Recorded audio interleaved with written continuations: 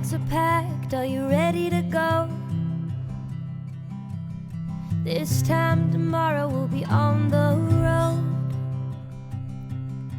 riding with you in the sunnier days. I wouldn't want it any other way.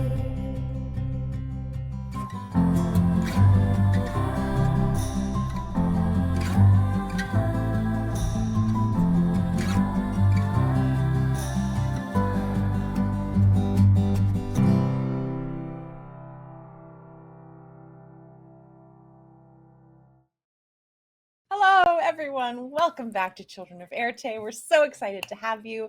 As usual, let's kick it off over to Adam, who will introduce our sponsors for today. We always let Deborah say hello to you first because we know you like her the most, and so we let her say hello first, and then do this. Hi. Yes. So we have wonderful sponsors. Thank you so much for all of the support throughout the entire series to this point. Yeah. Idol Champions of the Forgotten Realms.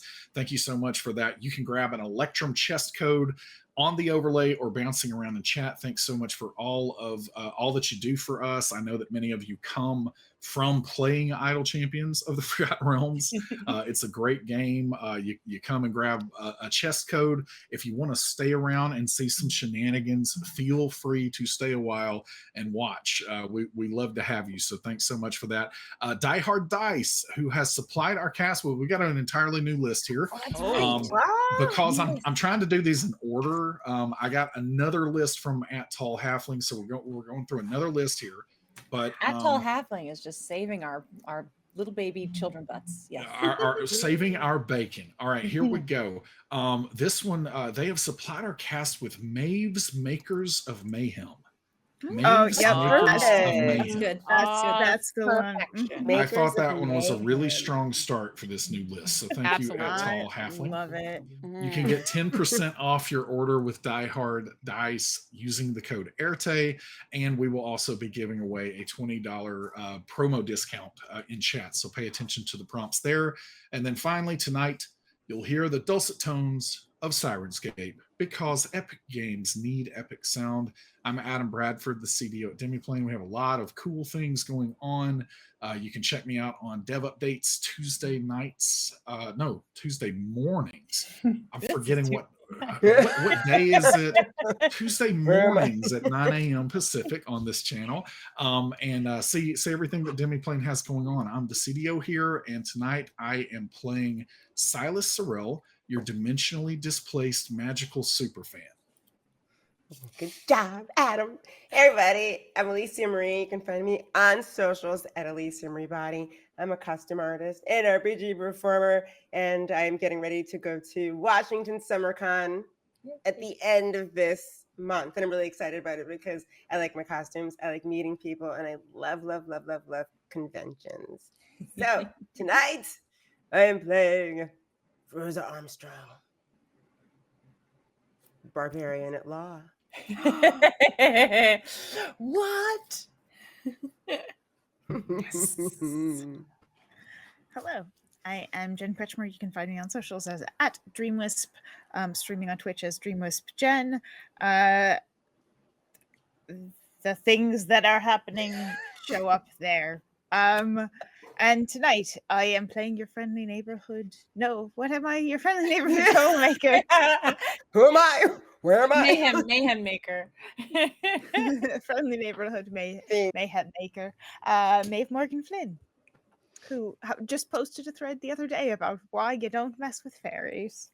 It was a really good thread, and both Deb and I wish that we had read that before we got on the train. It was really, really good. But it completely explains all of Maeve's behavior right up top. Oh, now it's my turn. Hi, I'm Lauren Urban. I'm the content manager at Idol Champions of the Forgotten Realms. I'm on the socials as Obo Lauren. I have participated in this awesome horror short series that the trailer and a whole bunch of the interviews have come out, called The Velvet Lodge, done produced by Elder Eye Entertainment. You should go check it out. It's creepy. It's fun. It is absolutely not the character that I'm playing tonight, who is Neb, who just wants to know what everybody's emotional support animal is. Oh. I love that. Now you got me That's a cute thinking. question. All right. Hope, what's your emotional support animal? I'll just ask. Mine is Robin's, because mine would be a red panda, and Robin's would be a hummingbird. Yeah. That makes sense.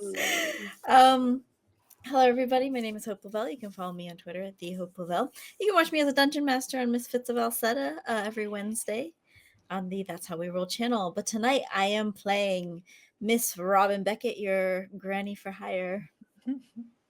Wonderful. Hi, and I'm Deborah Ann Woll. Thank you all for being here. I am your game master, your storyteller this evening. I'm also doing conventions here and there. I think I tried to look 24th and 25th in Calgary, GameCon Canada. I'll be playing some RPG stuff. RPG, that's hard to say. RPG. That's the robot that comes around with a tray of dice. It's RPG. And I'm so excited to be here tonight. Thank you all for being here. Thank you, players. Thank you, Josh. Let's get cozy and settle in for the 48th chapter of Children of Éarte. So we left you all in dire circumstances 2 weeks ago. You had finally escaped from being buried alive in this avalanche, but you had another piece of another shard of the mirror. You made your way out only to discover that the avalanche had completely wiped away the train. You have no idea where it is. There is just snow and debris covering the mountainside over the tracks, falling down the side of that mountain. You all made your way into the forest off to the side, found a little bit of a shelter there. Silas created a hot tent out of nothing and placed it there on the ground.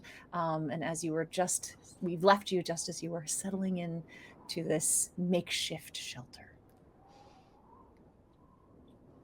And we got a fire going, right? You go. There's a little space in the center where the There's smoke room? can come out to the top. Yes. Okay. And it's definitely darkening now. You're getting into night. It is quite cold. There is still sort of snow falling from above, big, thick, wet flakes. If I take a second and test out my kidney, what do I think the weather's going to be like for the next 24 Your hours? kidney. I'm never prepared for your kidney. Neither am I, really. Like You the do Spanish this. Inquisition. Yes, I never prepared Neb's kidney. for Neb's kidney. No one ever expects Neb. Her chief weapon is surprise and being surprised, basically. So your expectation is that this is a longer storm, but not an intense one, that you will probably have these thick falling flakes for a while, but you're not looking at blizzard, you're not looking at heavy winds, but this is, you're going to have at least another 20 hours of this kind of snowfall. Okay. I'll bring my head in from poking it outside to take a look. So good news, bad news. What good news is what's happening now, it's not going to get any worse. The bad news is what's happening now, it's going to continue for a while. So. Oh. Well, we're all pretty tired. Does anyone? What should we do? Should we all just decide who's gonna watch and Listen, stay awake? I'm gonna be honest with you here, because I've made a few things out of thin air now, and I just keep thinking about that coffee pot, like that I made the first time. If you remember, like I made a coffee pot, like everybody drank the coffee. Did and that it like explode? disappeared. No, it it didn't explode. It didn't explode. It just kind of like faded back into nothingness.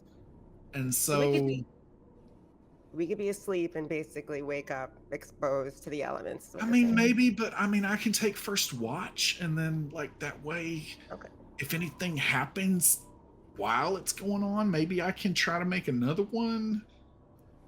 Is there anything else we can do in the meanwhile to prepare, basically? Like, that's a great idea. Like, can we just like sew a tent or something? We didn't bring any supplies. Maeve needs to go take a nap. Maeve's very, very tired and gonna roll over and fall asleep. I'll be right back. I'm sorry, folks. I've got first watch. I'm going to remind you that, Robin and Neb are still blue around the gills. The tips of their noses. I mean, the shock of being trapped under there in that cold is really, you can still see it on their fingertips and in their eyes. Miss Robin, Neb, I don't know if anybody else is hurt, but you two look blue around the gills. I don't know, like that thought came to me for some reason. Were you looking at me and thinking about fish? Because I'm just used to it. Maybe that's by it. now. Like you can turn into things. So can you turn into fish? We That's haven't not tried it. important right No, now. not. But sometimes it's good to think about the not important things when you're this cold. So I'm trying to get really good at like figuring out my energy here, because it's like an aura or an energy or something about like how much I can do, because like I definitely don't want this tent to go away, and if it goes away, like that takes a lot of energy. But I think I do have some energy left that I can try to like maybe do that thing like the and like never gonna give you up, that thing. And then like maybe it'll like make you feel a little bit better before you go to sleep. Oh, I probably just need a nice long rest. As she is still talking and saying that, Silas goes, I think you're probably right, Miss Robin. And he's going to pat her on the back, and he's going to try to disguise to some degree, like that he's casting a spell as he touches her, because he's doing it like behind her back. So again, I have no idea if he's going to actually be successful in that, but he's going to try. And he's going to cast Cure Wounds on Miss Robin. So you want to do a stealthy Cure Wounds? I'm trying to. All right, so let's start with the stealth. Okay. Give us a stealth roll. All right. Let's see. Oh, that's not terrible. 16. What's your passive perception, Robin? 12. 12. Okay, you successfully disguise your casting as a mumble and a pat. Oh, nice. 11 hit points. 11 points back to Robin. I don't know if it's even possible for her not to feel that. So she might feel it at this point. Suddenly, you're feeling. Robin was like cracking her back. She goes, that's all I needed. Yeah, you are really spry. You really, really are. I'm very impressed. Did you used to be a chiropractor's assistant, Miss Robin? Because that sounded like you knew exactly where to crack. That was impressive. More just about the stretching. I was a yoga instructor for a little bit. It's very That healthy. explains a lot, actually. Yeah. Silas, I wanna try something else, because you should probably save what energy you have to keep making our shelter, at least until we have another option. Remember when I did this? And Neb is going to take out her rock, and she'll put it down in front of her on the ground, like right in front of where the fire is. And I'm just gonna kind of tap it a couple of times, and then smoke is gonna start to swirl out of it again in those nebula colors of blues and purples, and it's gonna mingle in a weirdly pretty way with the smoke from the fire. But everybody who is sitting within 5 feet of the fire is going to get some healing. Hey. I'm going to use my healing sparkles. You have healing sparkles? I do. Oh my goodness. Okay, so I always forget. Okay. So at least Miss Robin and I are going to get 5 health back. I need to see. I can heal a number of times equal to 1 plus my spellcasting ability modifier, which is 4. So I can do this 5 times. So everybody. Yeah. Everybody take a little bit of. Makes everybody feel a little bit better, I think. Yeah. I mean, yeah, I like that idea. I'll take that. Silas, you've been a very good teacher. Yeah, no, like, hey, that's not me at all. Like, you're doing something completely different. I can tell right there, because I can't do that thing that you just did. So yeah, like, keep doing that. That's a great idea. Well, that's as much as I can do. As you watch as the smoke clears again, and I'll pick up my rock and say, Yeah. I can try to do that again in a little bit, but at least it does a little.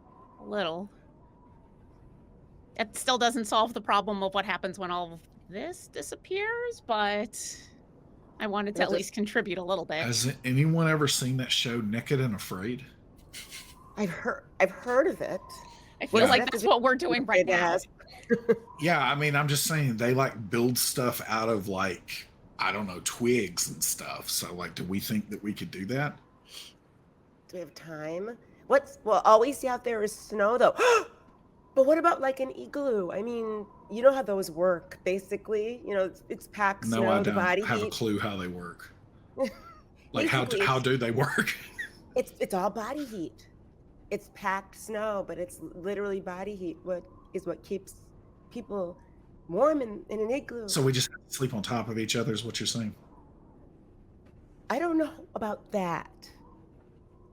However, I mean, it could help to sleep super close to each other, right? We're friends, we're family. We've seen each other take significant bathing experiences. We've known each other for like 12 days or something now. Yeah, like we're just 12 days. thick as thieves. If the option is a cuddle pile or freezing to death, I'm gonna take the cuddle pile. Yeah. Y'all are really nice, and I'm more than happy to get in. I mean, this tent is already small, so we're gonna have to do that anyway. But yeah, Fairuza, do you know how to make an igloo?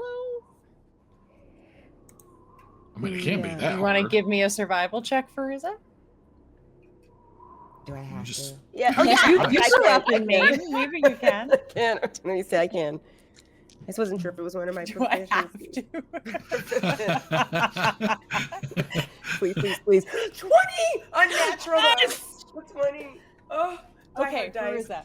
Your Growing lumberjack up- parents. Yes, growing up with lumberjack parents in the wilds of Maine, in your backyard, one of the fun things that you used to do with your parents were build igloos. You would, make the blocks out of ice and pack the snow around. So you actually know exactly how to do it. Takes some work because usually you're cutting blocks of ice and doing things like that. But you're pretty sure if you guys could create some kind of other structure and then pack snow around it, you might be able to get a very similar, sort of insulation, as to what the igloo does. Perfect. And to be honest with you guys, I mean, I'm freezing out here, but there's something about the cold that isn't bothering me. So if I have to, I can work a little bit longer.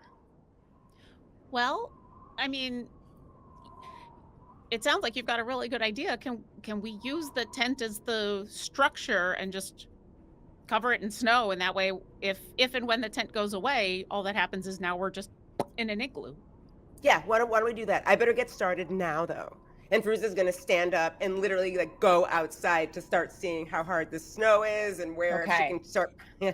So I'm gonna offer that with your axe and the snowpack and finding ice and boulders and things, that you actually can find some pretty hard pieces that you can then kind of shave. Now it's going to take you some time to do it, but you think with maybe like 2 to 3 hours of solid work, you could probably create a pretty good shell around this hot tent. After just the slightest bit of silence as she gets up to start doing that, Silas is like, well, okay, anybody else got any wild, weird skills that you haven't disclosed to everyone? Only the ones I've been discovering while we're here. Yeah, all right. I guess I'm gonna go help her. Okay. Yeah, I feel like we should all help. Yeah, Rob. Get this done as quickly as possible. Okay, so the 4 of you working together. So Fairuza with her axe, the rest of you have various, items and things that you can help. Maeve is curled up by that fire, just the exhaustion of this whole experience. You can just tell she needs that rest. So she's gonna curl up and sleep there, very comfortably. Again, hoodied up. I'm sure she's just like burrowed away. We know it's Um, really important, and she's really tired because she didn't even put her headphones on. That's She right. just put up the hood and went right to sleep. That's serious. And it is, I mean, the really amazing thing that you notice as you go out and you start working on these ice blocks and packing the snow, and you find that if you pour a little water over that snowpack and get it to freeze up like ice, you can kind of create some blocks in that way. So you're finding ways to kind of make this work, and it is going faster, the process of building this. It is hard work, it is cold work, is but hard. it is Hard to beautiful build. tonight. This beautiful soft snowfall, it is so quiet. Every once in a while, all you hear is just maybe the little shift of a squirrel up in the tree. I mean, it is just this beautiful, serene night, especially after the sort of tumult of the day. And it is a really lovely evening and working conditions as you begin to build this igloo around the hot tent. After about 2 hours of work, you're getting towards the end. You've maybe got just the cap of this igloo left to finish. The hot tent disappears. Let's see. What's like a good architecture check here? Oh my god. I feel like it should be like crafting, but that doesn't exist. Yeah. I always end up going with something like history. So let's just do an intelligence check. We'll do a group intelligence check. So of the 4 of you, I just need at least 2 of you to do well enough on this. Okay. Well, I heard Miss Robin go for this. Yeah. Are you all okay if I also roll the history check? You can all go. All 4 of you should go. But I Okay. just need. But of the 4 of you, 2 of you have to do well enough for it to Dirty be a 20. 2 of us dirty do. 20, 14. a 14, 15. a 15, 13. and a 13. So you're all working together, but Fairuza and Silas, every once in a while, you notice Neb or Robin placing a block on top of a seam or something like that, where it's going to be, so you step over and just sort of help, reposition so that things go on. And together, the 4 of you really learn how to build this the most structurally sound way. And when that hot tent disappears, there's a slight settling, but it holds. You can see that there's, again, just this crown that's a little bit still open at the top, but this sort of circular, pressure, as soon as it kind of sinks in on itself, it holds itself up in place using the pressure of the blocks around it. And as you begin to kind of pack snow up around the sides, you do indeed create this sort of igloo. The fire is still burning in the middle, and the smoke is coming out of that hole in the top of the cap. Fairuza, this is amazing. Fairuza. I'm so proud right now. We are very proud of you. This reminds me of when I went to Sorsnivu Igloo Hotel, nestled in the wilderness of Norway. It was the most beautiful ice hotel, and in -5 degrees, and it was just so cozy inside, though. I thought this looks just like that. It You know, does? honestly, Miss Robin, you tell these stories, and seriously, there's just something about you that I believe you. But honestly, if anyone else started saying all this stuff that you say, I would be so skeptical. Well, I can vouch for Miss Robin's accuracy and her stories, and you know what? Even if they weren't true, they're lovely to listen to. Yeah, we kind of need some. I'm looking around outside, and Fairuza is just sort of staring around, and everything's so nice. I'm almost nervous that it's so nice. Are you guys? And I'm like shuffling back and forth with my hands in the coat pockets, yeah, it's kind of nice, but it's very cold. Should we go back inside? Yeah, let's crawl back in here right now. It's so Cuddle up. nice. They named it ice. Terrible. Silas lets out. We're gonna close the door on Robin as we go. Silas, minor illusion, definitely is the rim shot, but then just a little bit after that, it's like. I know. I was gonna say, somewhere in the distance, a bird goes. Wow. Oh, Silas, you've been talking to the birds too. Okay. Well, this is good, and now, Silas, you don't have to worry about using up all your energy. Yeah, honestly. So that lasted, I don't know, a couple of hours, I think. So, that's good to know. Like, I'll see if I can extend the time because that might be important one day. But, for now, it can, get us by in a pinch. It can. And can you make those tents look like anything you want? I mean, sure. Do we want like a floral pattern on the next one, or? I was thinking camouflage. Oh no, I made this one camouflage. Like, you didn't see the outside? Like, the outside had like, Yeah. it was like it looked like Storm Shadow's outfit. Yeah, like that. Storm Shadow? No. He's Yeah, like the like second that. best G.I. Joe, but he's technically a Cobra, but then he kind of comes over to the G.I. Joes at one point. He's part of the Arashikage ninja clan, same one that Snake Eyes belong to. No? Okay, so wait, if he's the second best, who's the first? Well, Snake Eyes. Oh, okay. I should have inferred that. Snake Eyes, yes. Obviously Snake Eyes. A little bird in the distance goes, geek test. Anybody have any darts? I'm just kidding. I think it's interesting also that you guys both have these spells that can make people feel better, but they're different. You use them differently, you're saying. Yours comes out of your rock, Neb, mostly, and Silas, yours comes out of your Mine comes out of my butt.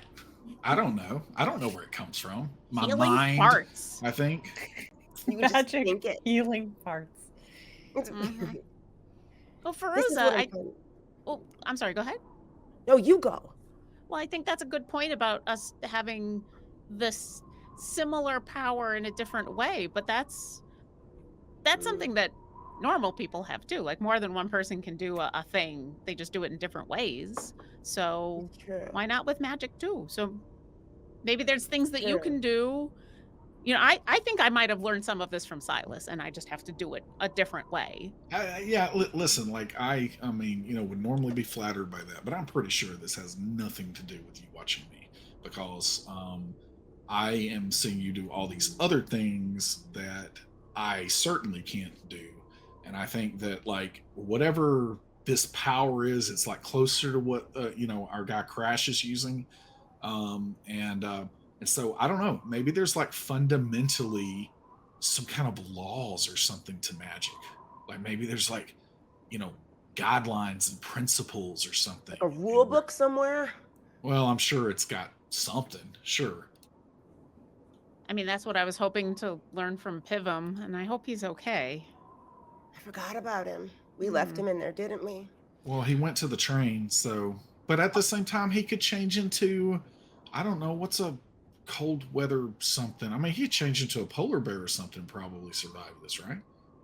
Yeah, I mean, he's survived here way longer than we have. So I'm worried about him, and I hope he's okay. And hopefully we'll find him tomorrow and find the train and find everything. But yeah, I think if anyone is going to survive this, it'll be him. It'll be him. Fairuza, how did you go all Axe of Omens earlier is what I want to know. Did everybody else see that? You saw her axe? You mean what my axe is turning into, or is turned into? It's not a little hatchet. I know. It's funny because I'm like, I feel myself getting stronger. And let me tell you, even though I'm tall, I've never been strong. I mean, my nickname was Olive Oil in school. So I was tall, but I was never and now you're Popeye. Looked at as I was never called strapping. Okay, let's put it that way. But not only do I feel like strong, but I feel like there's something in me that makes me want to be aggressive. And I've never been aggressive in any way except for maybe how fast I got through a book. So this for me, like I told you, way back, and we were telling a few things about ourselves. I've always sort of gotten out my aggression on chopping wood because my father's business, so to speak. But this is something else. It's almost like I feel like I'm built for it, which kind of scares me because I know we do want to find out the extent of things that we can do here. But I'm doing it within reason because I don't really know how much I can control of it. Do you feel that way? Or no? I'm not afraid of if I can't control it. Oh, Does that make sense? Well, Fairuza, let me ask you, yeah. because you basically scared that bird into doing what we wanted it to do. And that was incredible. And it didn't involve having to hurt anybody. You just told it what to do and it did it. And that's a really cool strength to have. You should try that out more. Like, how did that feel? I don't know if I actually told you guys this, but when we went through our little portals before we met up in front of the shot glasses from hell, the way that I got past my monster was I told him to go away, and he backed down. I actually had to think to myself, put the axe down, Fairuza, put the axe down, because the first thing, let me tell you, that I wanted to was, Paul Bunyan, that thing. Can you like just not point that at us when you're Sorry saying about that. Sorry, I'm sorry, baby. But I did. I just told him what I wanted, and he did it. I'm not saying it'll work every time. I don't know, but I'm feeling really confident in this version of strength that I'm getting from somewhere, and I find it kind of interesting. You're like a foot taller, so. What? Wait a minute. Yeah, I mean, I think it's like a foot. I mean, it's like this far. Like it's like it's way taller.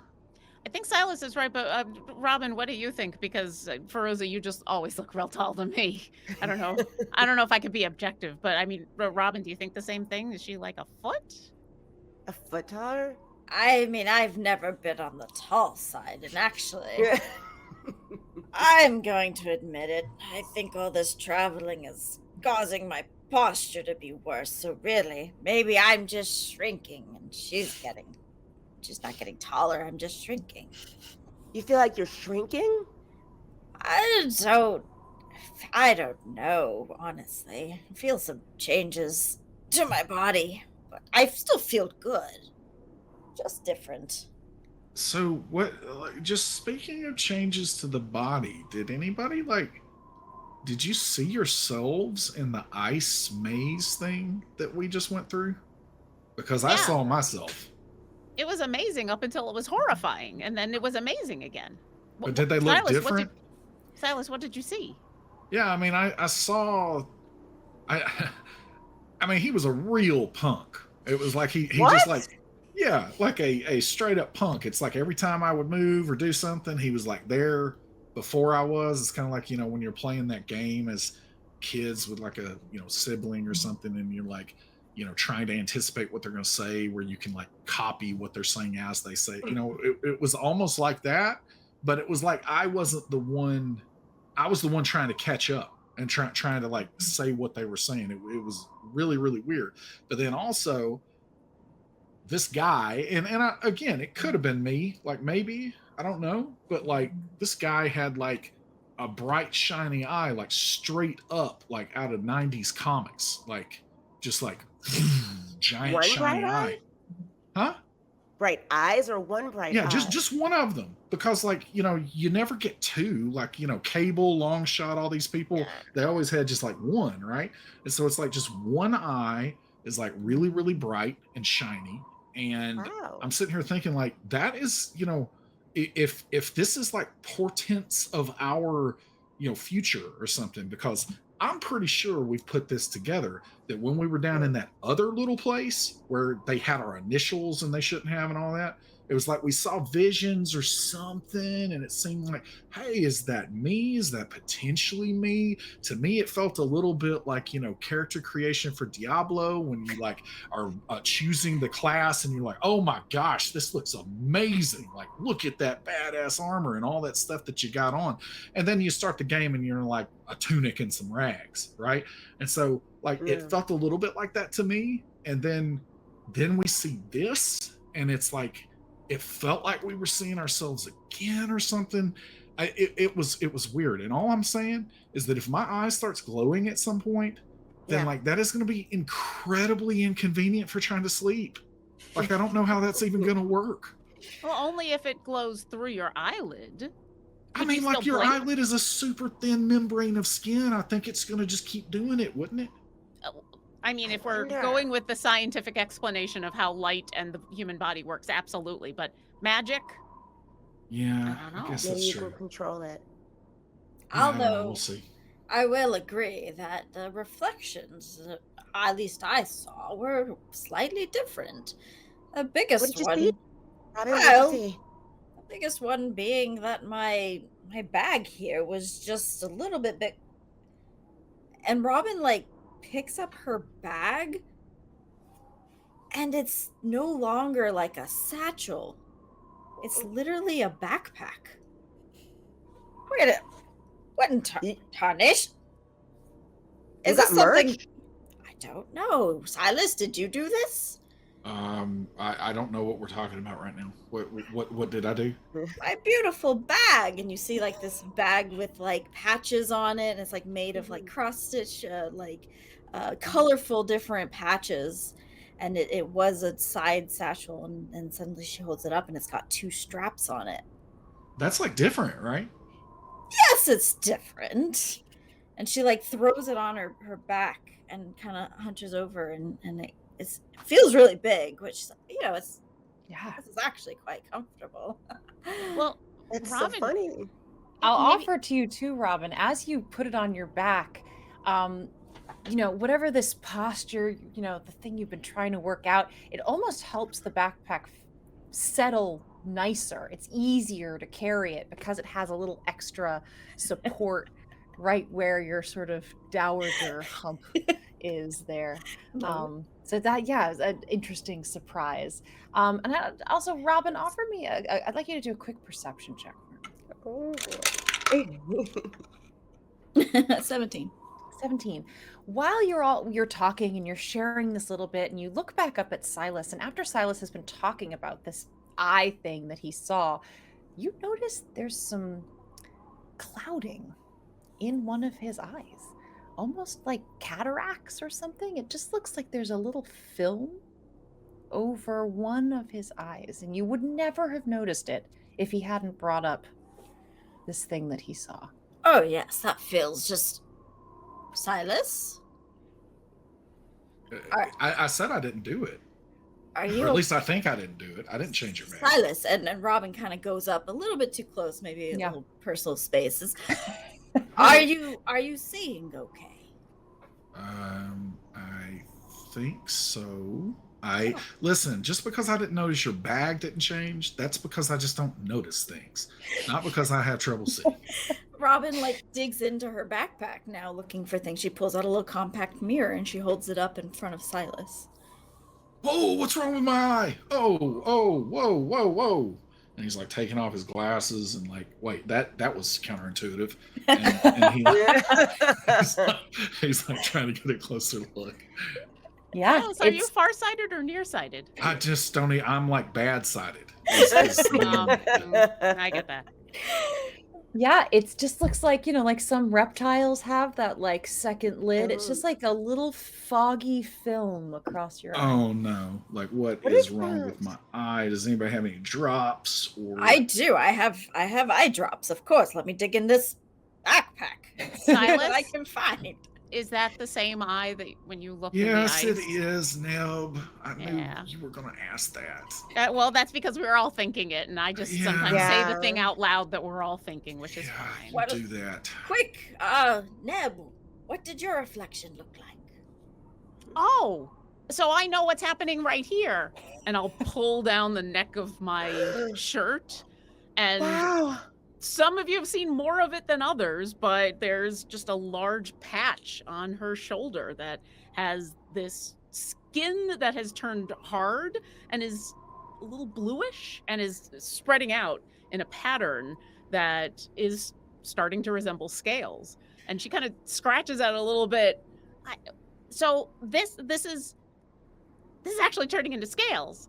When I looked in the ice mirror thing, it was like all down my arm and it was on my ankle and all over the place. I think, remember when Pivum was talking about how he knew we were children of Éarte because we're soft and squishy, and I thought Yes. that was just because, we're soft and squishy. Maybe we as we get these magical powers, we don't have to be soft and squishy anymore.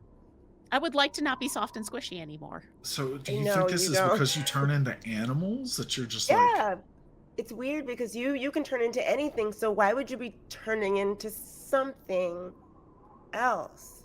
I don't know, but it's all fun, right? Like this, I feel like Yeah. this is a permanent thing. When I turn into an animal, I can only kind of hold that image in my head for, like Silas, when you create things and you can only have it up for a little while. I can only kind of hold on to that for a little bit. But this, I mean, it's real itchy, but it's super Silas cool, and is it's going just gonna to- be there. Yeah. Silas is going to examine, like he's going to get too close without asking probably, and And kind of that's fine with examine them closer. Uh-huh. Is there any resemblance, because he has seen the other scales of what he's calling a dragon Mhm. recently. Mhm. Is there any resemblance in size, shape, anything like that? Yeah. It definitely has sort of a similar scaling sort of pattern to it. It doesn't look exactly like the dragon scales, but it's definitely, reptiles that you have seen, fish, anything that has a scale. It's got that patterning to it, that natural patterning. And I'm going to offer, as you get closer and Neb continues to itch at the seam between where the scales start and her skin begins, it flakes away. And you almost can see that as the skin peels right at that edge, it's like it's revealing more scales beneath it, as if they're kind of growing out of that seam. Silas is going to telekinetically catch the skin that Oh, falls, The flaky skin. Yeah. I'm so sorry. Flaky it's human like, skin. and he's it's like just going to kind of dandruff float it. everywhere. Oh, I'm so sorry. I mean, like, do you think that this means that there's just like scales all over underneath your skin right now?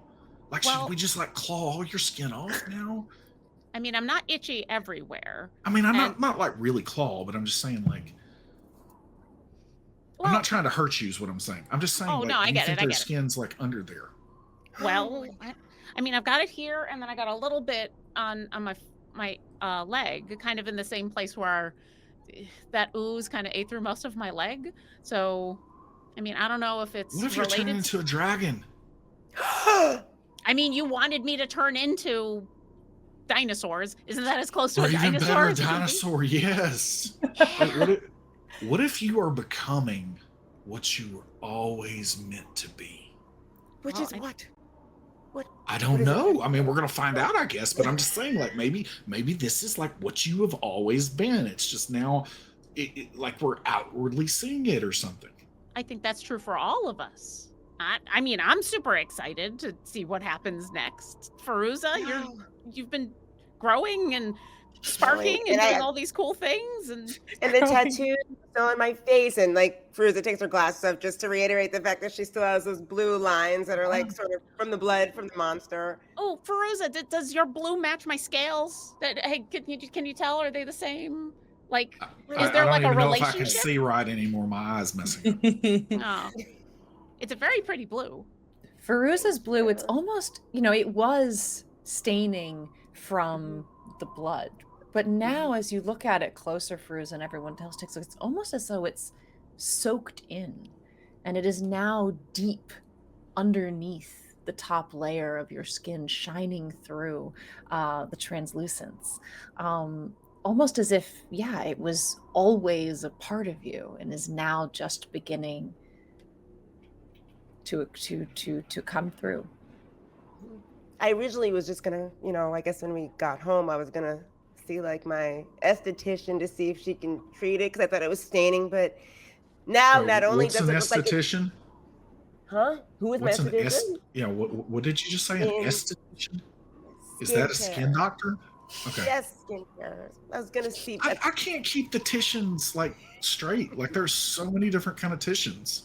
Opticians, yeah, to keep my. I was gonna see if it was something that could be done, but I especially because of what I saw in the mirror, the coloring on her face, it looked like intent, like deliberate, like it was part of her, and the pattern of it matched. And Maybe your face is like invisible ink. And we just need to, Okay. like, I don't know, like, did this happen with blood hit? Or, like, I can't remember what hit your Yes, face. yes, Maybe we should just cover yes. your face in blood and see if, like, all of it reveals. I know. Like, I mean, I don't know if like what Neb said, we're all becoming something. I wonder what mine is. If Neb is going to be a dinosaur, or a big fire-breathing dragon, you know, what am I going to be? I will say this, I did notice something. The way she, well, the version of whatever that I saw in the mirror, not only, she was definitely, I would use the word strapping, but she looked so, like, confident and self-assured. She had this smile on her face that, I mean, you wouldn't doubt anything she was gonna do or say, and I would love to feel that way. I mean, there's a lot of things I know a lot about, but there are definitely things I could know more about. But that version of Fairuza was no nonsense. As Fairuza shares this inner secret, this thing that she saw in her own visage, her hair, little strands of it, just static spark with excitement. And even the tattoos or these markings on her face, they seem to deepen just for a flash as they sort of spark with everything else. It was a sort of, I wish I could put it into words well, but it was almost like a self-assured version of me. Huh. Well, hey, I think that you're on your way. I mean, you just built an igloo. Yeah, this is amazing. And Also- you, like, made that thing stop attacking us. So, like, I mean, you know, I think that we all are already, but not yet, throughout our lives. You know, it's kind of like we know what we should be, what we're told to be, what we think will be. And there's, you know, a difference between that and who we are and who we actually become. And so I think we're all just, like, in progress all the time. But I'm just saying, like, if you liked what you were describing, what you saw on the ice there, I think so. then I feel like you're trending that way. Wow, all this is going on my resume, let me tell you. I mean, if I even need a resume anymore. Yeah, we're never I getting don't back. know. No, you just I need to don't know. walk into a room and you'll light it up. With Oh, lightning. yes. Will As I a light it up? moment of silence comes, as you sort of reckon with that, Silas said, "We're never going back. There are changes happening, not only within your mind and your heart, but literally physically on your bodies." You start to remember that image that you saw in the ice near the shard, that very quick flash of a loved one. It was easy to have forgotten in the terror of what was happening and needing to solve the puzzle and get out of there. But now, in this moment of quiet, it comes back to you, sits heavy on your heart. And if you need a reminder of what you saw, I can do that. Yeah. And there was that other thing. What other thing? You guys, for a second, saw the person who gave you this ticket. What? Oh, yes, in the reflection. You did too. Okay, I thought maybe I was losing my mind down here, which is understandable. Yeah, I did. I saw the woman who she was the woman who ran the foster care home that I was in, and she was like my, I don't know, default sort of mom until I found my forever home, sort of. But she's the one who gave me my ticket, and I haven't spoken to her in years, and I honestly thought that I was going to see her somewhere on this trip. Like, I thought maybe I was meeting her somewhere, and it was a big surprise. That hasn't happened yet, but I did see her in that reflection. But something about that reflection, I saw Harold, but there was something. And Deb, if you can remind me again, Absolutely. what exactly had happened? So the image you saw of Harold, he was covered in mud. some of it dry, some of it wet, head to foot. He was lying on a green, grassy cassock in the middle of an enormous, endless bog, just marshland everywhere. And you know, as he tries to pull his foot out of this muck that is trying to pull him down under, as he holds on to the last solid ground he can find, before he locked eyes with you, seemingly recognized you, and then the image went away. And a single tear begins to fall down Robin's cheek as she says, I mean, I saw him, but it was horrible. When you saw her, what did you see? Remind me what I saw again. Absolutely. It was fast. Mhm. You saw Miss Beckett. She was in the middle of a bare, dusty, cold desert, wind and sand pelting her face, blowing all of her hair away, leaving her parched and dry. It just pummeled her, until similarly she locked eyes, seemed to see you with fear and recognition before it went away. So Fairuza tells the group this, since I kind of wanted to forget that part because she looked scared. Is that what Harold looked like, Robin? He looked scared. Yes. Silas, do you see something similar? Yeah. I mean, I thought I was making it up in the moment. Like, honestly, my mind wanders a lot since we've gotten here. And I feel like my mind is like in multiple different places sometimes. I know that probably does not instill everyone with a whole lot of confidence for me to admit that, but I thought that this was another one of my, overactive daydreams. But it sounds like if everyone is seeing something like that, then yeah, I saw him and he looked like he was in trouble. I will say though, and I don't know if this is because we definitely had a thing. Like, it feels like he saw me. And again, I thought, 30 seconds ago, I thought I was making this up in my head. So, Me too. I don't know how much I'm embellishing this now, but like, I could have swore that when I saw him, there was like not only recognition, but also like before it went away, like, I don't know, the slightest bit of I don't know, like relief maybe. I don't know. I may be mischaracterizing it, but it was almost like he was glad to see me or something. Well, if he knew it was you and he was in a dire situation, that makes sense, right?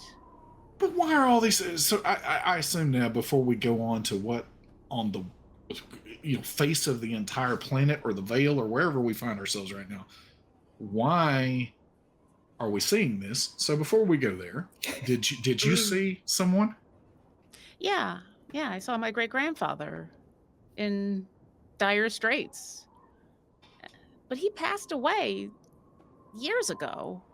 So I figured whatever I was seeing was like, maybe he told me the story once and I've just forgotten it and it just came up, or I don't know, but a lot of the same things that you were all talking about were the same things I saw. And yeah, Silas, I was the same way. I just thought that I had kind of not an active imagination, but the few minutes before that had not been fun. So I don't know, but it was both worrying and strange.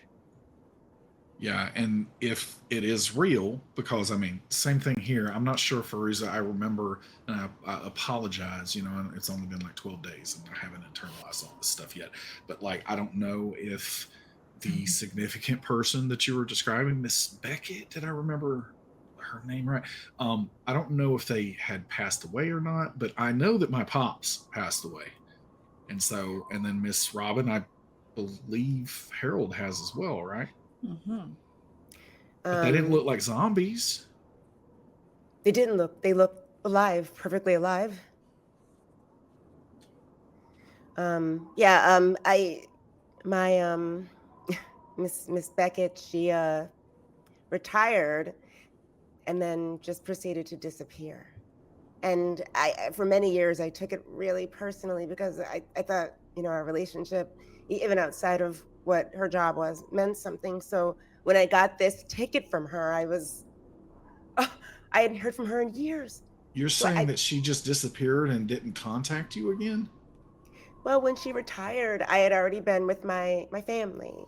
So I kept in touch with her for many years after I became an Armstrong. And but then she retired from the Kittery, which was the name of the foster home that I was in. I went to contact her one day, and they said that she had left no forwarding information. I found that incredibly hard to believe. But I had never again.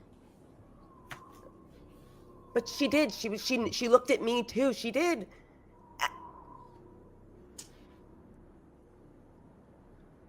Well, I don't know. I don't know if there's anything we can do, especially since it sounds like several of the people that we saw they've passed. So that's why, like I said, I thought it was like a history, a memory, a story or something. Yeah, but like I can say that, my pops anyway, he was not like, we used to do a lot of stuff out in the woods. And well, I guess other people got a forest.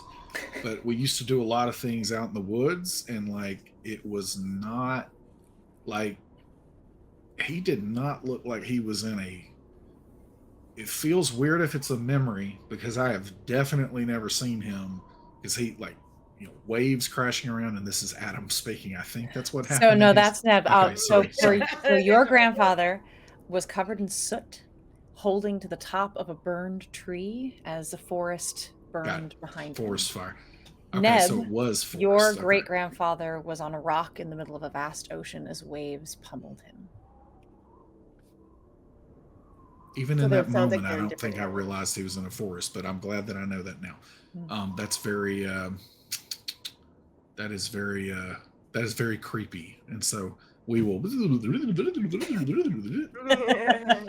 he was in a forest. And so it could have, potentially been a memory, but it's definitely not a memory of, we were never in a forest fire because that's what he was like in the middle of. And so, well, it seems like the last couple of visions that we've seen have been seemingly future versions of ourselves or thoughts of what the future may be. In this world, does time go forward or backward or wibbly wobbly? But what if they were visions? We've been told about these other different elemental worlds. What if we're destined to see them again? Or if everything we've been going through have been tests to make sure that we're worthy, for lack of a better term for it, maybe this was another attempt to scare us away. It was not a happy vision. No, it wasn't. Yeah, but like it depends on who's doing that, right? Because if there's even like a chance that was actually my pops and he's in trouble, then that's not scaring me away.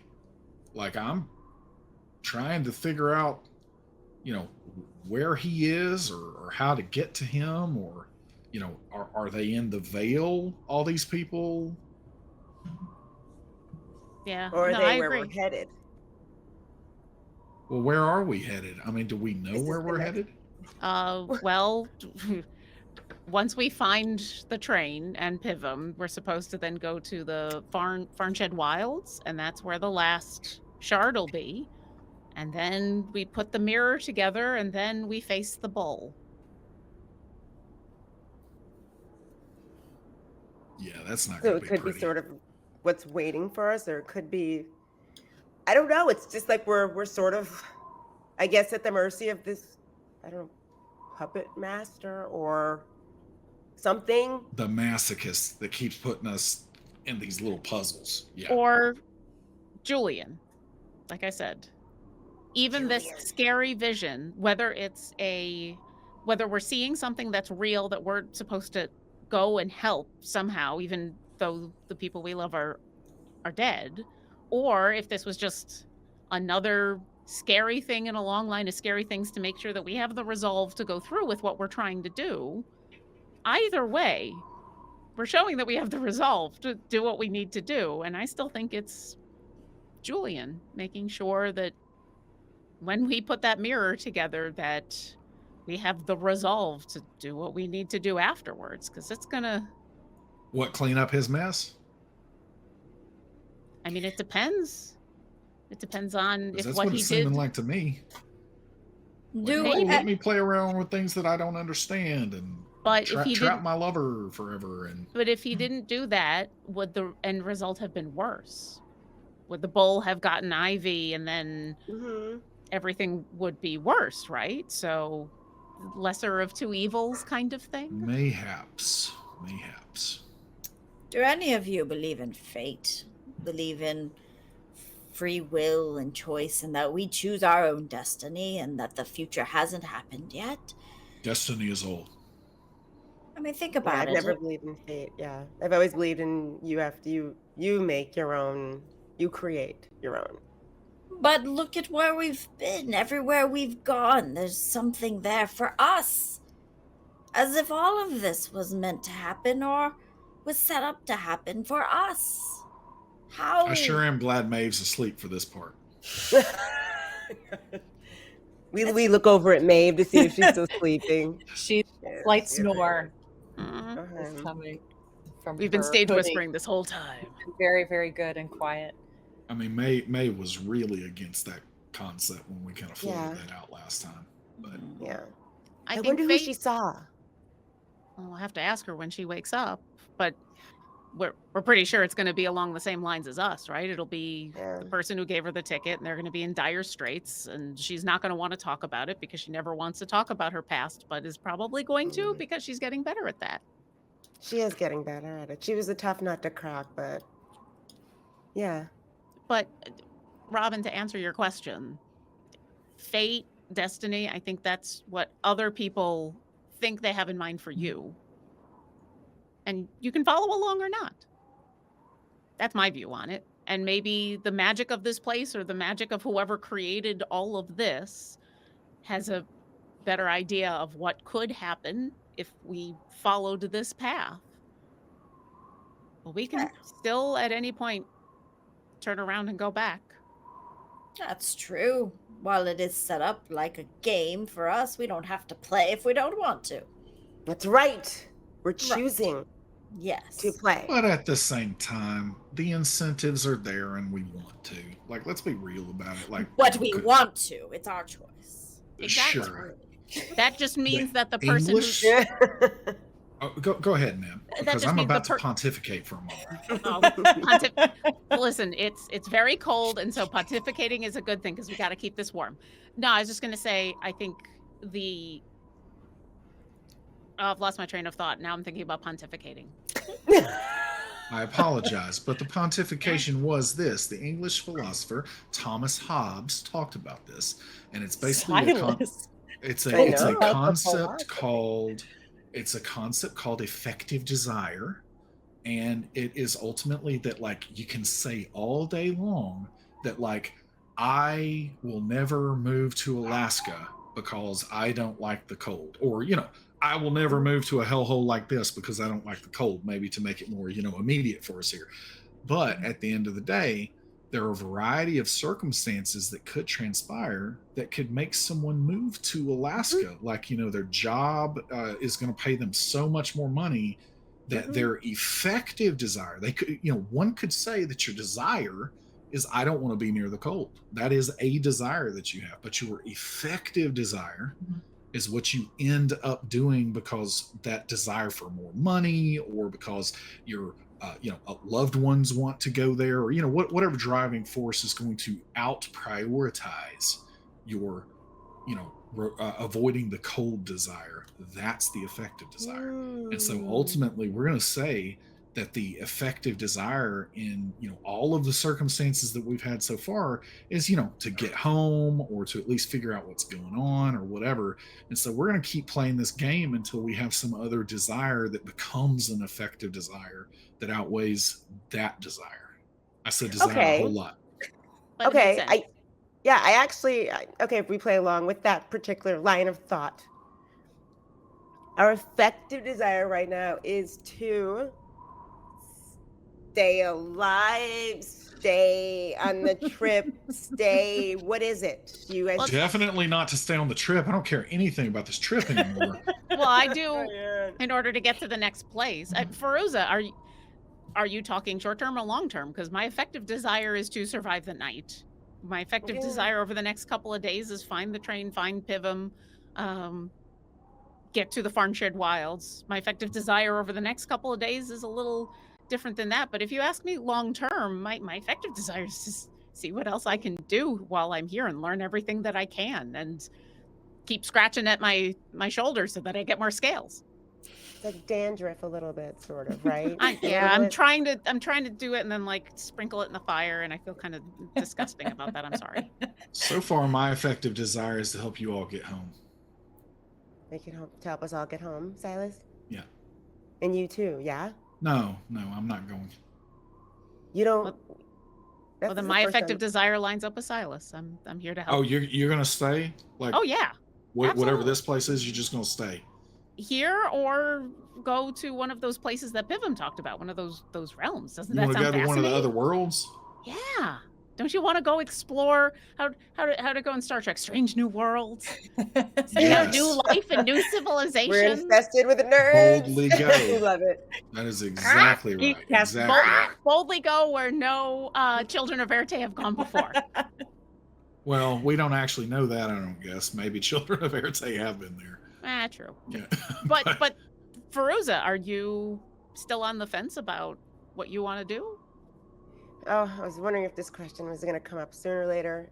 I'm right now I'm sort of thinking about why you just brought up Star Trek. Are we turning into aliens from different planets and different Silas kind of cups his eye a little bit and starts like just... Is it aliens if it's a different realm? That's a question for Pivum. Like on Star Trek, I know there were a bunch of different aliens and things. I wonder. Okay. Hit the brakes, put it in reverse. How I feel. For the longest, you guys know this, I've spoken about how I've put a lot of time and energy into building the life that I wanted for myself, and finally I had it. I was number one in most of the cases that I tried, and I was doing really well, and I was on the verge of a really, really big discovery, and I was about to be one of the youngest partners in my firm, and as a woman, I fought really hard for this. My parents were really proud of me. And I've coming from someone who didn't start off life too easy. And because of that, maybe didn't have the highest self-esteem, to know that, you made your parents who you owe everything to in this world proud of them. Of course I wanted to go back to that, Of course I wanted to go back to what I built for myself. But I'm starting to wonder a few things here. I mean, I think like what you guys are saying, they're like what Robin said, at every turn we keep getting faced with things that are telling us something about ourselves or something that we're supposed to be doing or paying attention to. That's something one of my law professors used to always say about being present, because I have a big problem with that. I'm always looking ahead. I have a hard time just looking at where I am. And right now I'm trying to practice that, which is why I keep getting in trouble in weird ways. But something's telling us that we're supposed to be here. I don't know what that means, but I'm not scared. So, well, I definitely want to share that even though I don't feel like I want to go back home at this point, I still very much care about what happens to that, third rock from the sun. Is it the third one? Yes, it's the third one. Fourth is Mars. I always think that I get Mars and Earth mixed up sometimes. But like I do care about many people there.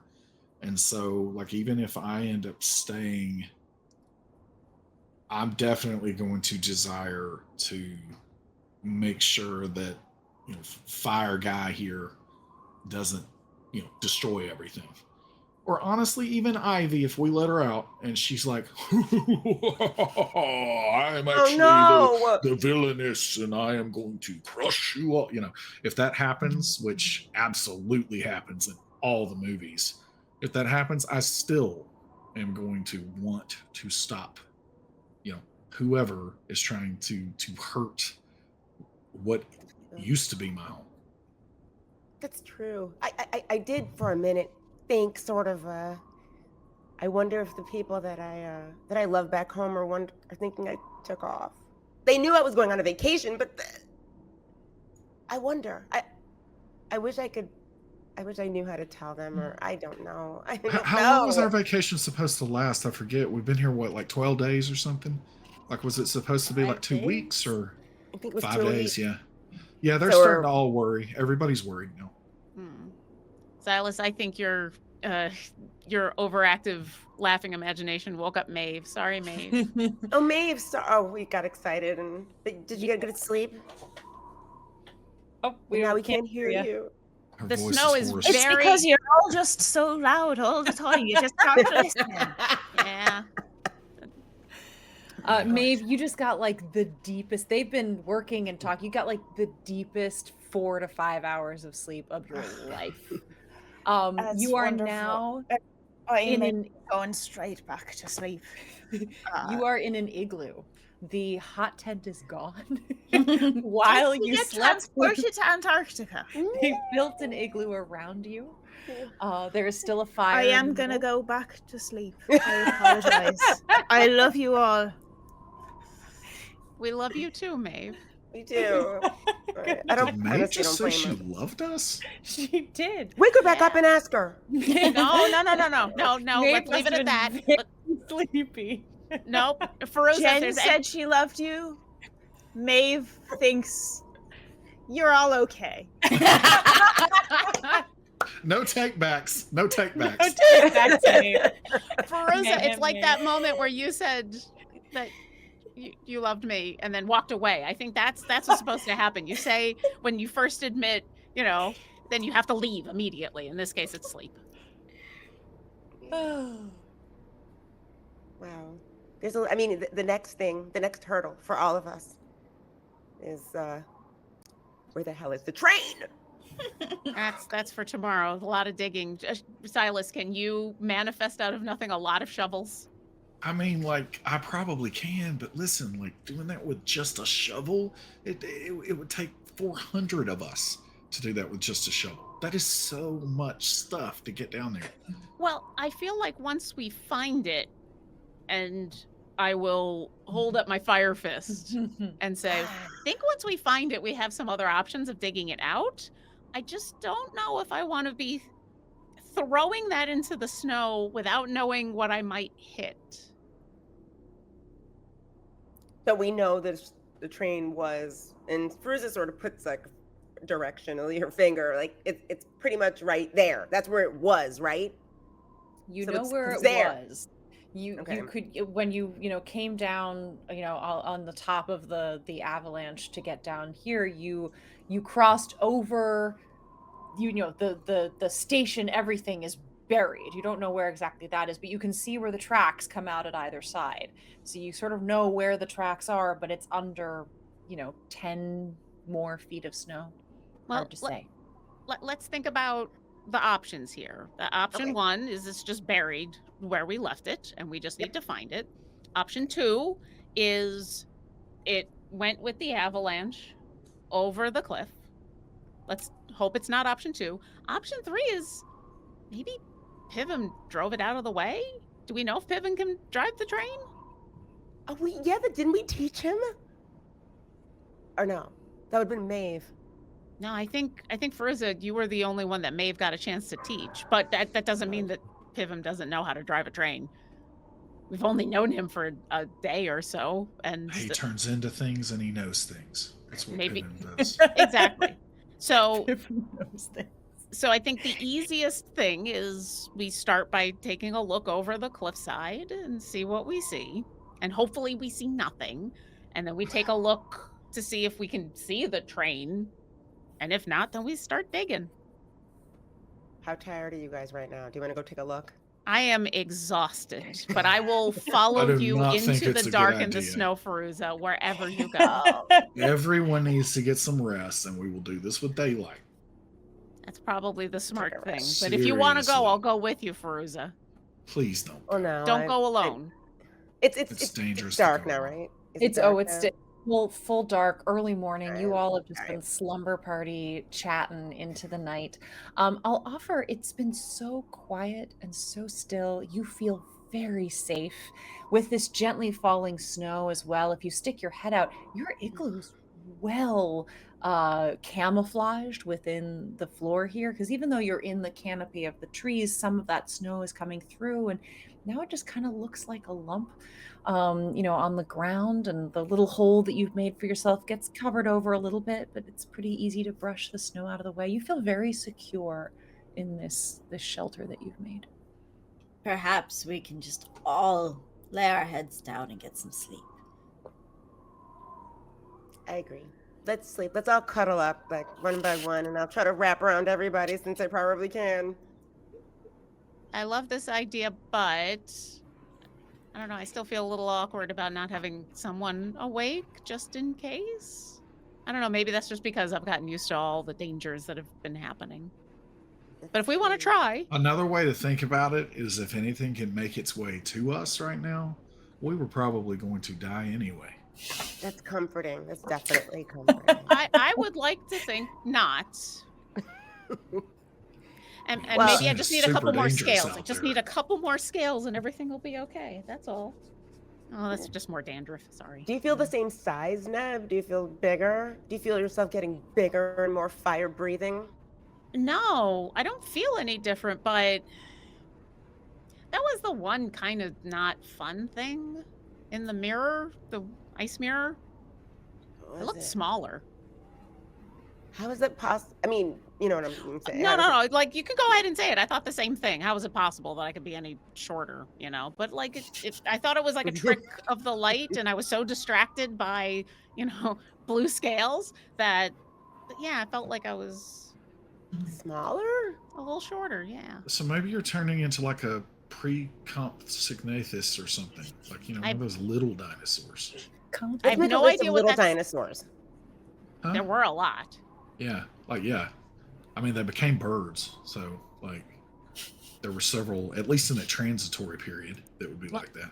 I would love to be able to turn into a bird, but every time I try, it flies out of my mind. I mean, I bet a lot of the Uh, dinosaurs of that day felt that way. Probably. Probably. And all right, Robin felt like her posture was weird.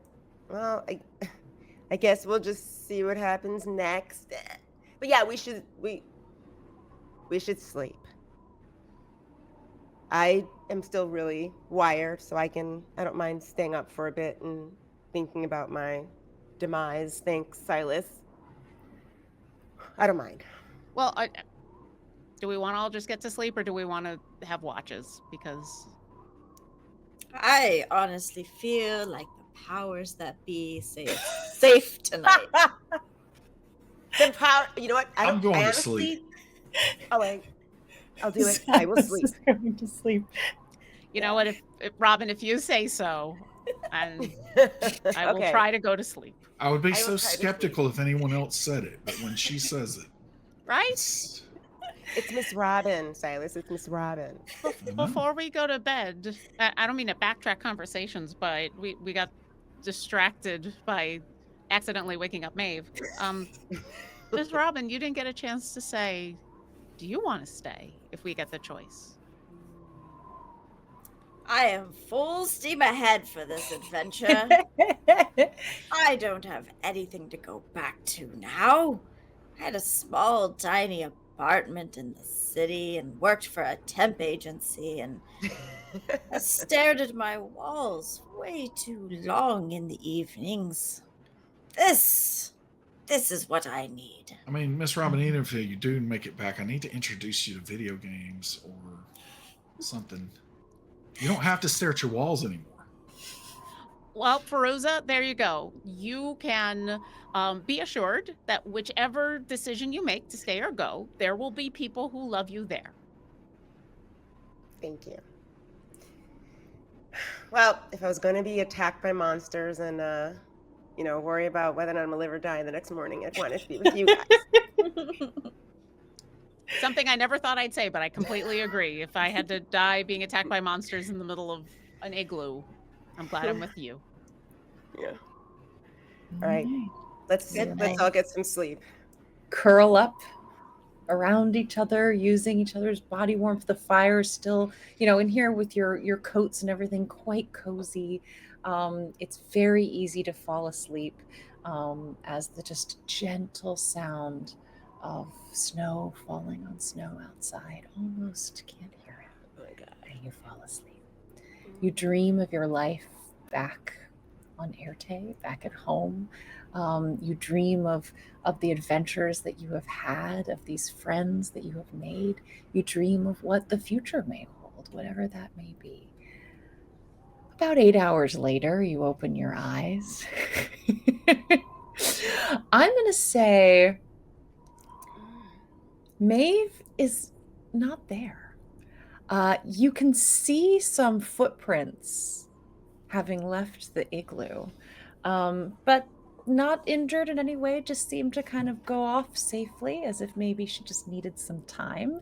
And we'll see what Maeve is up to when we come back with her. But the four of you have woken up. You don't feel, we'll even say maybe she left a little thing like, don't worry. She's let you know she's fine. She just took all the needed some coffee, air. though. Right. Oh. Oh, man. I could make some more, but it's either coffee or, like a whole bunch of shovels. So. Well, and also, if you make coffee and we drink coffee that you've made, what happens to it after it disappears? I don't Does know. it disappear? Coffee does it normally stay in your system more than, a couple of hours? Probably. I mean, I don't know. I don't drink that stuff. It's disgusting. Okay, so, you know what? I think I'd rather have shovels, and so I don't have to think about that. That's an existential crisis I'm not ready for. Berries, and I will hold my hand full of. Yes. I know these stick around because they stay in my bag. Well, don't mind if I do. Everyone can take a berry, even though they are tiny. You take, swallow them in one bite, and you feel satiated, like you could just go all day. Wow, you're getting good at these. Thank you. Neb. I think maybe it's because I've stopped trying to make something else, and I just make the berries now. Maybe that helps. One day you'll be able to bake them in a pie, and it's gonna be great. Oh my God, good berry pie, you guys. You guys. Yeah, good berry muffins, good berry scones. Yes. We're gonna find the train. It's gonna be all okay. Pivum is going to be there. We're going to get the train running again because the fire's probably gone out. And then the first thing I'm going to do is see what is left in that kitchen and make something with the good berries, a pie, muffins, a something. I'm sure there's flour left over or something. That sounds delicious. I don't know. We use a lot of it as a ghost detector. So. Yeah, that's true. I forgot about that. Well, maybe it'll be the time and where I try to just summon flour, but I'll do that later. God, I forgot your ghost detecting flour. I forgot about that.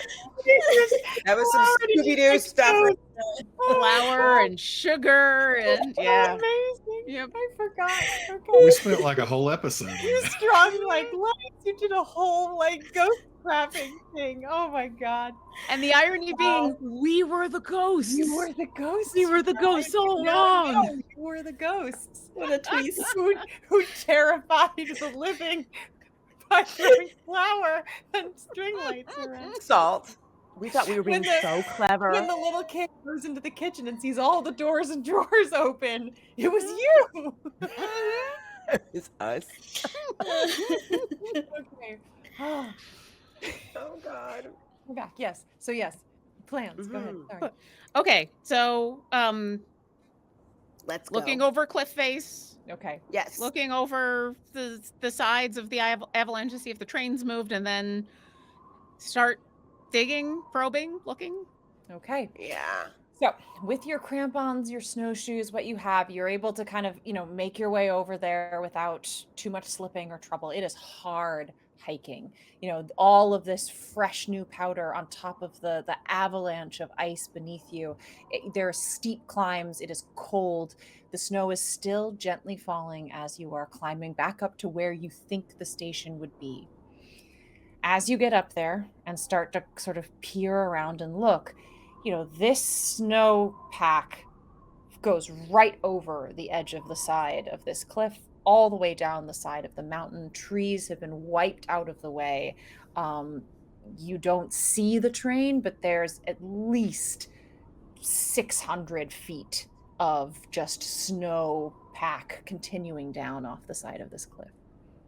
And if we look over, is there any sign of destroyed Give train me at an the bottom? investigation check, please.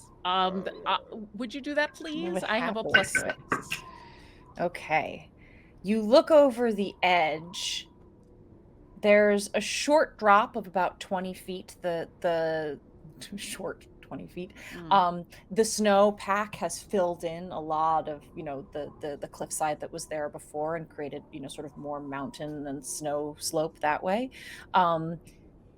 The only thing you notice is that there is some scraping along the side of the cliff, and you believe you may see some bits of metal that have been sort of caught in the rocks on the side of this cliff. I'll point that out to everybody and say, it might be What? option 2. We think that's the train. Well, you see right there where there's some scraping on the rock, and there's like a little chunk of something that kind of. Now it could be something else. It could be part of the track. It could be something else, but That was like our home. And it's where the shard needs to go. we need to find it no matter what. That little piece down there, is it like too big? Like you can't like telekinetically bring it up that big, or is it How small? far away is it? Doesn't look that big. That's maybe 15 feet. Oh, okay. Yeah. I didn't realize it was that close. So Yeah. Silas is going to lift it. All right. It's a little bit of a resistance because it's caught on some sort of, roots and things that are on the side there, but you're able to telekinetically rise Just it up. real quick, Yeah. is it less than 60 pounds? It is less than 60 Okay, pounds. just Yes, want to make sure. Yeah. absolutely. You pull it up, sort of, getting it out of the grip of the wall, bring it up closer towards you, and you can tell that it is a piece of a brass bell. Was This there is- Silas, having spent enough time on the roof of this train, you remember the train had a This brass looks bell. like the bell. It's from the bell from the roof of the train. The train's over the cliff. What? Are I you mean, absolutely even sure, if Silas? Even if we found, I mean, like it definitely looks like a piece of metal, like that belonged to a bell. Unless there's another train, maybe other trains have been on this track and they've been crushed and pulverized by this, an avalanche in the past. Unless that happened, I believe it is. What's at the bottom of this cliff? Is it water? No, it was more mountainside, and now there's just snowpack, snow slope continuing down for 500, 600 feet until it finally came to a rest in the forest. But it has knocked down, like I said, 500 feet of tree. Okay. Before I freak out, everyone, no freaking out? how far was Farmstead Wilds just in general? Do you remember, Neb? How far was it from? Do you remember? You can do a I history check will. if you want. Yeah, We also sure. can't Although, leave the do you still mirror. have your brochure and stuff? That's what I was reaching for. I know it didn't Yeah. have stuff, but yeah, she was reaching for the brochure for the basic map that Absolutely. showed Yeah, everything. give me an advantage investigation check Okay. while you look at that. I'll pull out the brochure, which is all crumpled and been, probably a little ripped and everything, and I get a 22. You get a 22. This was another overnight. So, the train was going to move overnight between the glacier and the Farnshire Wilds, and it does look like it's quite a wraparound. So, you don't know, maybe you were only going to travel, but it could be up to 8 hours of train ride. And the train goes faster than you do. So yeah, if that's 8 hours by train, that's a lot more. And you know what? If we have to do that by foot, I'm prepared to, but I We really can't do feel leave like this mirror. we can't leave the mirror. We have to check to see if It's our only lead. Pivim is we have to find Pivim in the mirror. And Silas, you still have that mirror shard, right? You have that Yes. safe somewhere. That's Although I would love to give this to someone else just in case. You can put it in my backpack. Yeah, you have a lot of room in there now. I sure do. Because it is very different than it was before. It is. I've noticed that it is very different than it is before. Thank you. It's bigger. Why do you have more stuff in there too? Do you think? Did you look in there? Maybe you have more things. It seems, yes, deeper. But whenever I need something, I'm able to find it quite easily. So, yeah. Well, it's your backpack, so yeah. Makes How sense. far It's down very is pretty. this one more time? Like is it 20 steep? feet. It's sloped now because the snow has, filled in the cliffside. But yeah, it's about 20 feet of like a sharp slope from where you are standing now, which is kind of generally where this train station was, down to where the snow slope picks up again. So about a 20-foot steep slope, and then it levels out and goes for about 600 feet. All right, we're going down there. We gotta go down there. Can we just jump and then you use your powers? It's to slow just us 20 feet down? though, right? Just 20 feet? I mean, that is at least 4 of me, and I will put my hand into. I'll brush away some snow and put my hand into the rock like I did before when we were coming down, and just like out a piece of rock. Yep. And go. I mean, if we're not in a hurry, I can make us a ladder. Yeah, I mean we've done this a lot in the past. I don't think I can hold everybody. I mean, like if we all just jump off at one time, yes, but it's also like I don't know what we're landing on down there. It might not be solid. Yeah. Oh, I didn't even think of that. Well, We could all just sink into. What if we throw some fire down there and see if it like burns away stuff? Yeah, let's throw something down. I mean, there and see how throwing fast- fire is normally like just a great idea. I mean, I'm not going to disagree with you, but I can only. Let me see. It might reach, and I will light up my fire fist and then just kind of drop it over the cliff because it can go 30. Was it 30 feet? Yeah. I haven't actually used this in a while. So Do it. you can also attack with it. 30 feet. Yes. 30 feet. So when I let go, it goes 30 feet. Just sort of, descends like an elevator down towards the snowpack, the 20 feet below. As it gets down there, it flickers and starts to melt some of the, fresh powder snow that's been falling at the surface of it. It seems to be responding to fire the way you would expect snow to respond. And we don't see anything that has been revealed from my tiny little fireball.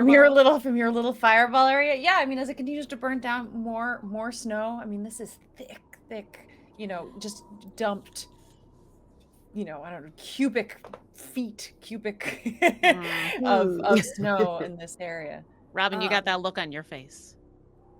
I think I'm just trying to understand. So there's this ledge, but the avalanche didn't create just like a hill of snow that we could go down. It was quite a deep cliff from where it Okay. was, so it has absolutely filled that in. It fell over, filled that gap in, so there's still about a 20-foot drop or at least a steepness before it goes into that slope again down below.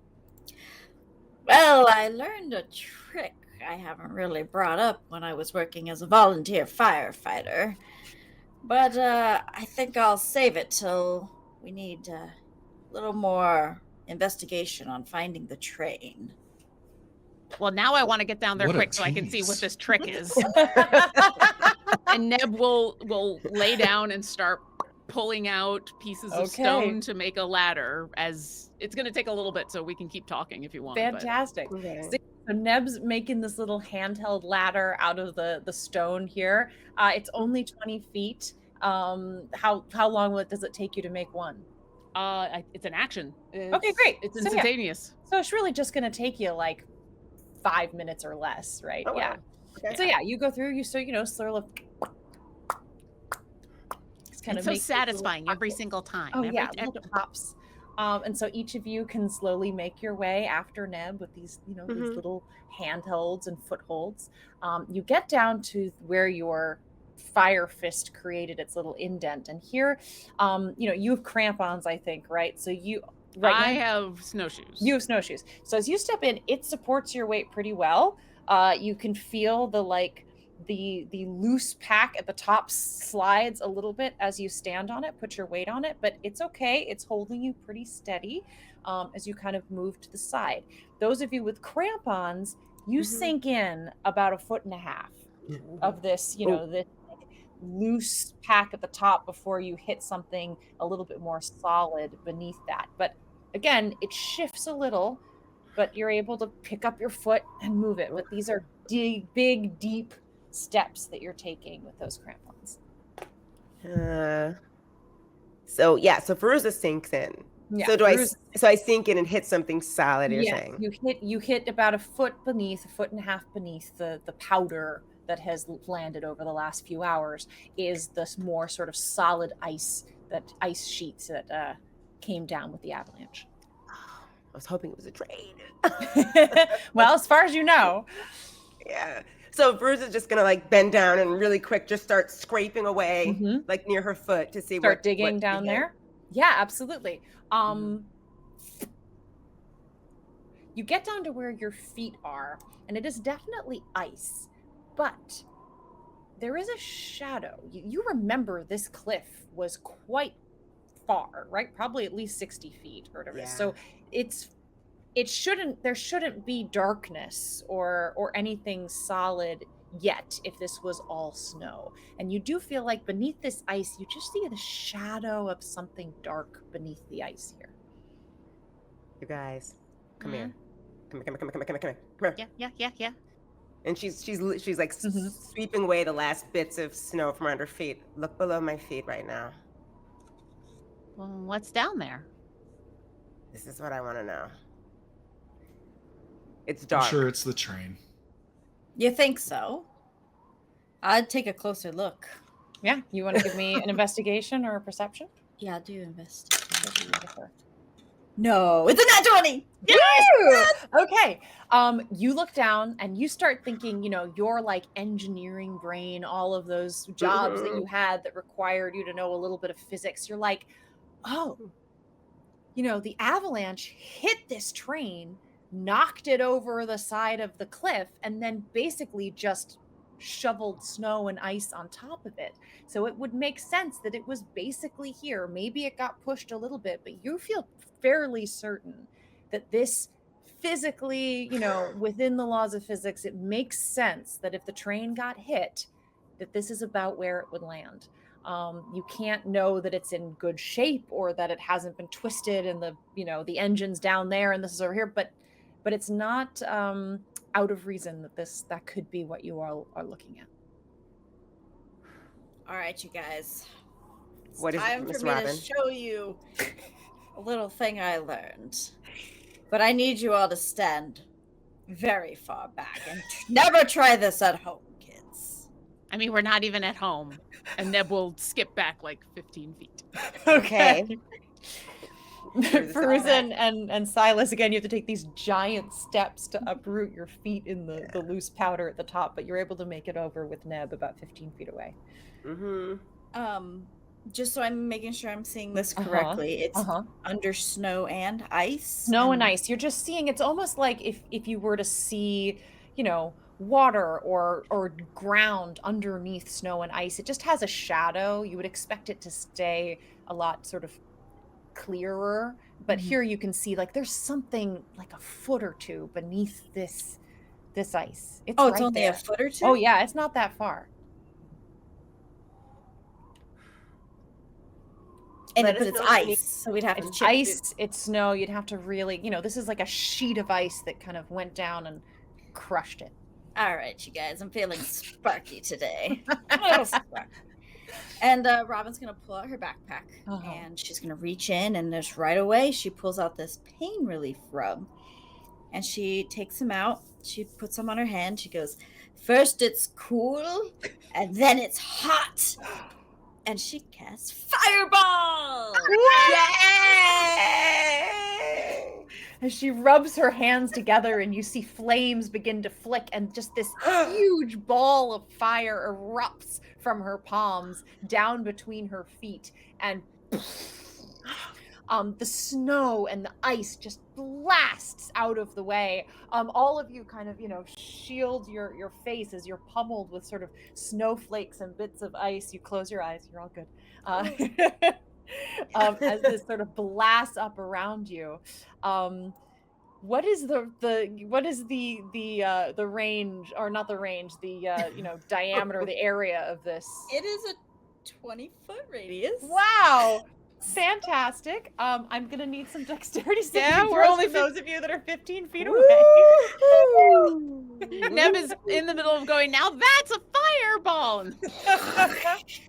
Oh no. Oh no. This is the little thing she wanted. Okay. Dexterity saving throw. I have advantage. 21. Not- A 21. All right. Silas effectively blocks himself and is able to avoid thank the fire. Fairuza. I'm 17, but only because I have advantage against effects that I can see. Okay. 17. I'm pretty sure Robin is good enough to avoid. Yes. Oh, sorry. Your Yes. save DC. Yes, Okay, it's a great. 14. So yes, so Fairuza, same. You're able to just kind of cover yourself in all the right ways, protect your bare skin. And Neb, 3. She has bear skin? No, a 3. Rolled a 4. Please roll some damage, Robin. For Either way, the squishy, rest of us are squishy taking hair. half anyway, right? She's gonna get some more scales. It's gonna be great. Yeah. Oh! The scales are just going to come super fast now. yeah. What? And do the saves take half? Usually with yes, yeah. Yes. They do. Okay.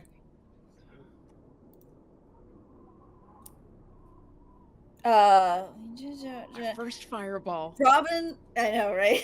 Robin's gonna, like, as she does this, Yes. I think this works this way. Okay.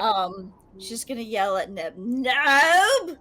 Cat run! And I think I can silvery barbs that. Okay. Oh. Go ahead and roll it again, Neb. Can I? I mean, that Neb's Lauren's gonna I'm say no. reading it. I But think silvery barbs makes you take the lower result. Oh, it does. It does. Okay. Mhm. I mean, it's very possible I could roll worse. She already has a low result. So we're gonna roll some damage from this fireball. If I could get my dice right. Okay. After this is over, every time Neb does her flame fist, she's gonna be like, "This is just a pale imitation to what Robin can do. Robin has the big fire." And you'll have the scale scars to remind you. Yep. Oh, I love it. Yep. Okay, give me a second here while I do some addition. Some arithmetic of death, arithmetic Oh, of no. doom, Yeah.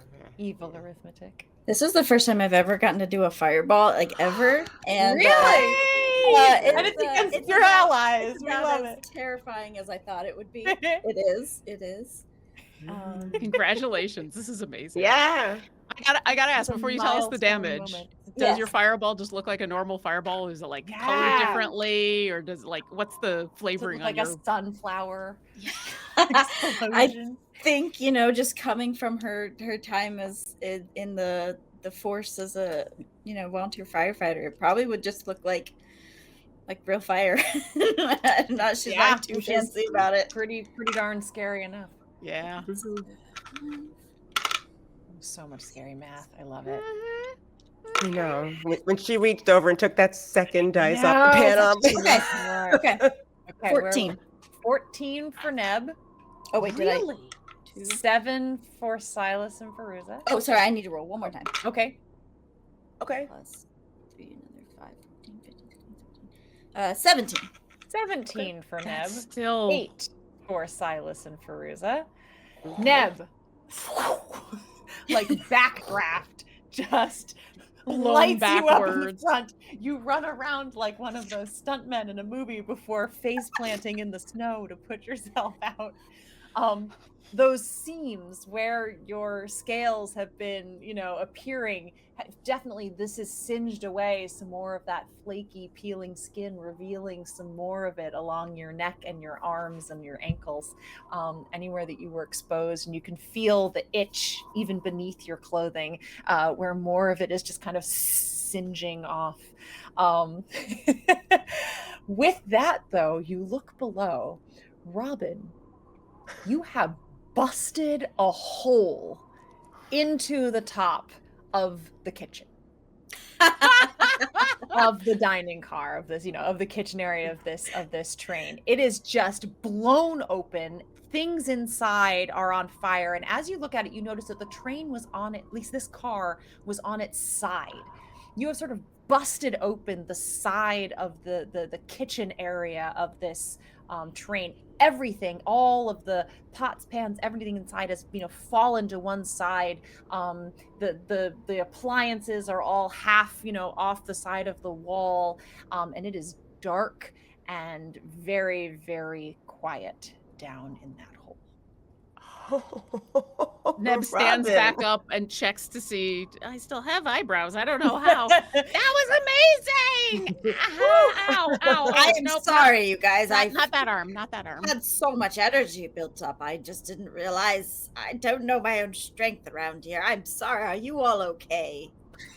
We're okay. We're in one piece, Where have yeah. you been staying at? You see, they all have like scorch marks Yeah, along like the sides of their faces and their clothes.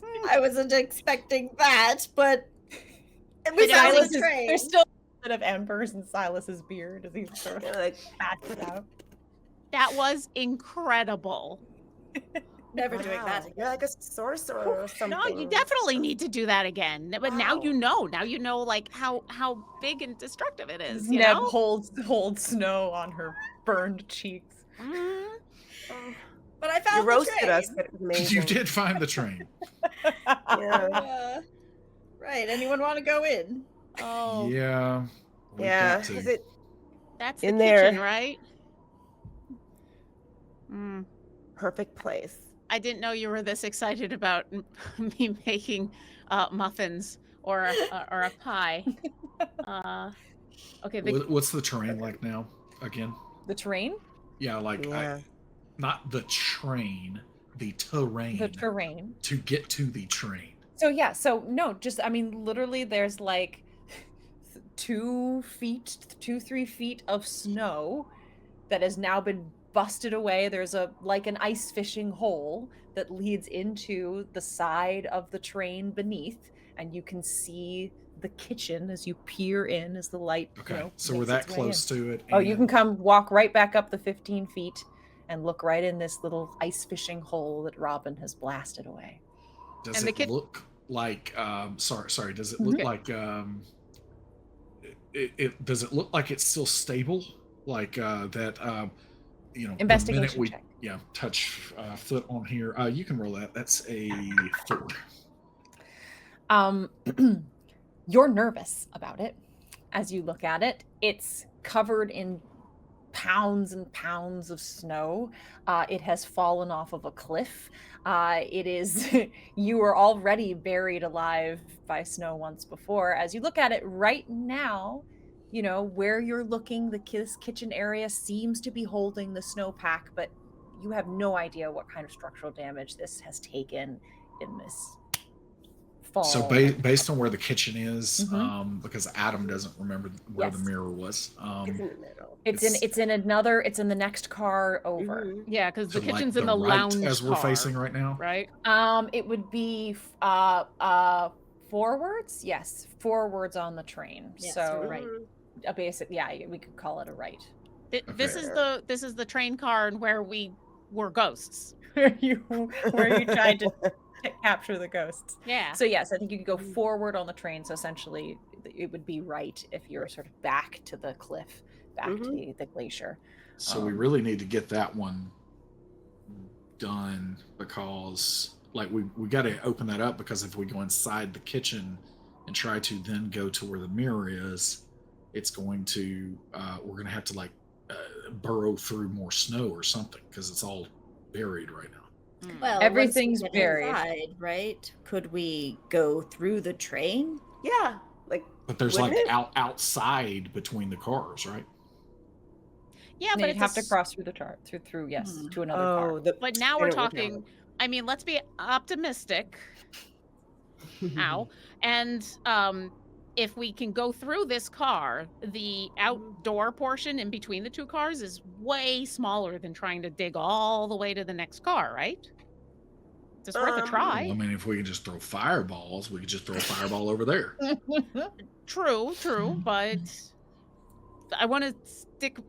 How far down would it be if I went in the hole to what is now essentially the floor of this car?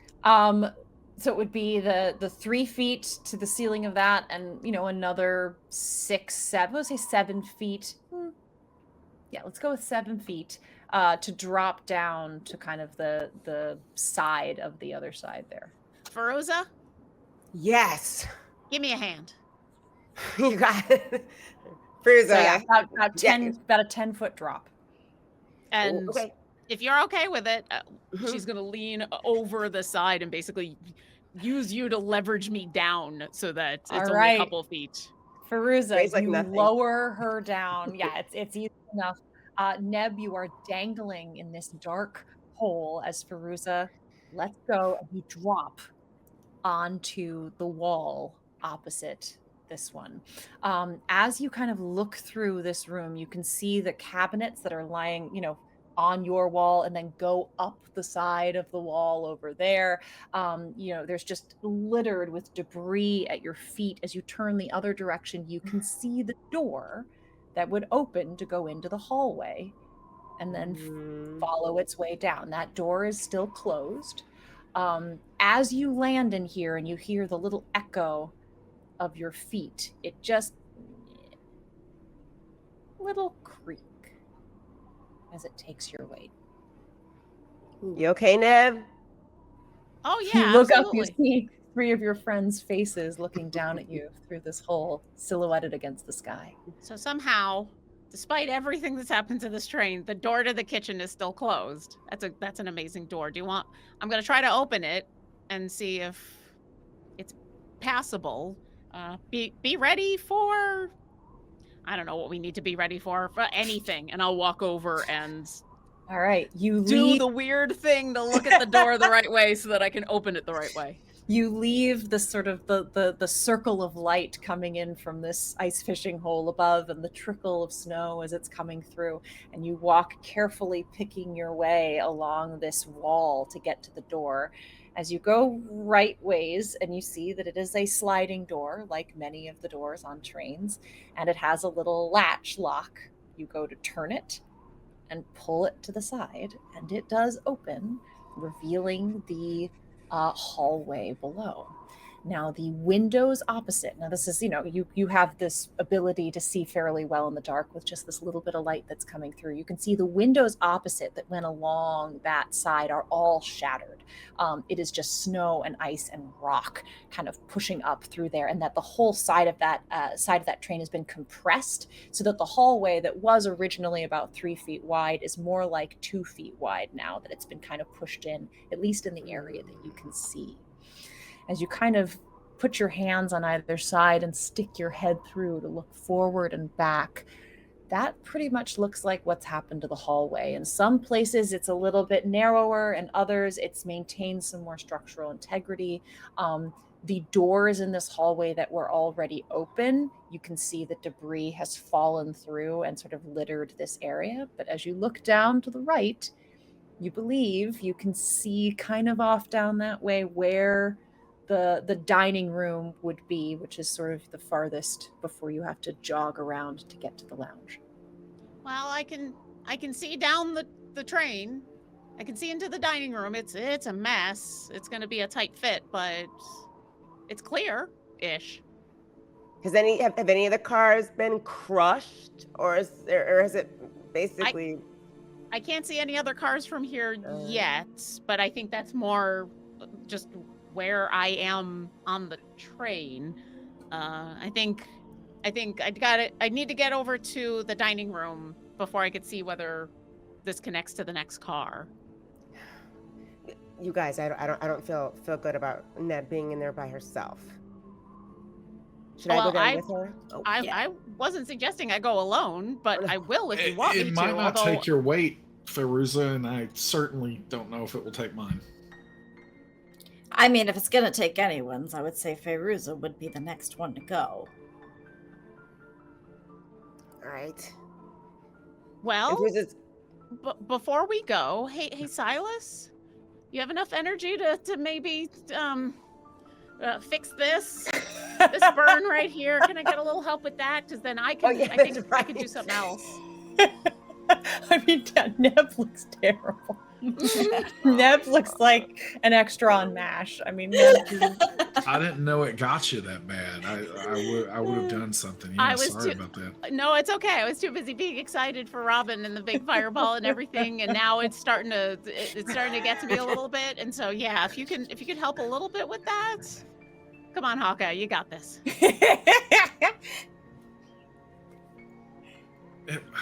I mean, Hawkeye doesn't have anything weird going on in his eye. It's Cable or Longshot or somebody else like this. Oh man! And then as he's groaning there, you see that the ring kind of floats up out of his pocket a little bit, and it goes around Neb, and it almost looks like for a moment it's like scanning the area on her shoulder, and but then it kind of like starts like humming like electronic, and it like like in this green kind of scan line light starts to heal there, and it's going to be 14 points.